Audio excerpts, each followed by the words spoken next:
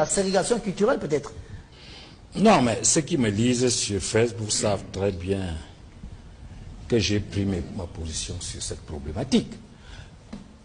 Une meute a apparu au Cameroun. Une meute nourrie à l'idéologie de la suprématie tribale, suprématie économique, suprématie démographique. Et cette meute ne vient pas au hasard, parce qu'elle tire d'ailleurs son origine de l'histoire du Cameroun. On sait très bien qu'il y a eu des prélats qui donnaient des mots d'ordre pour que des communautés finissent par s'imposer. Donc ce n'est pas un hasard. Il y a une sorte d'écologie de l'ethno-fascisme au Cameroun. Eh bien, cette meute entreprend donc d'imposer son candidat. Et c'est le professeur Gonankine et c'est à moi qui sommes assez actifs, elle s'attaque violemment à nous.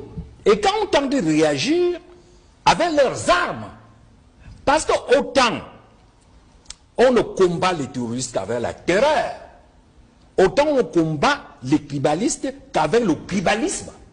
Est-ce que ce n'est pas un peu fort? Il faudrait plutôt prôner le vivre ensemble. Non, non. Vous ne pouvez pas prôner la paix et le bon sens aux terroristes.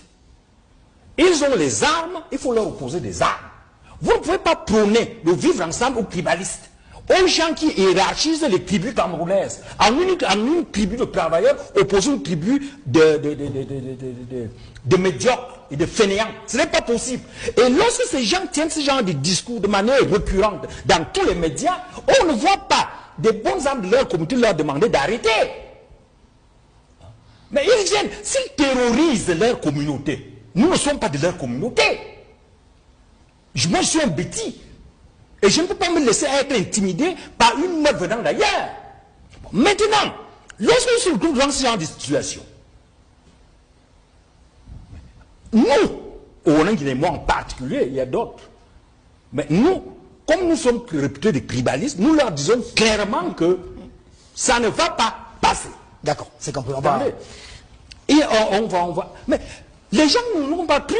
C'est maintenant que les gens voient, n'est-ce pas, ce projet qui consiste à s'approprier le pouvoir d'État par la force. Dans ces conditions, il n'y a pas à mener des débats de vivre ensemble. Il y a tout simplement à prendre acte que ces gens veulent imposer leur manière de faire aux autres et à leur opposer et la loi et même le type de violence qu'ils veulent. Non, voilà, on ne va pas promouvoir.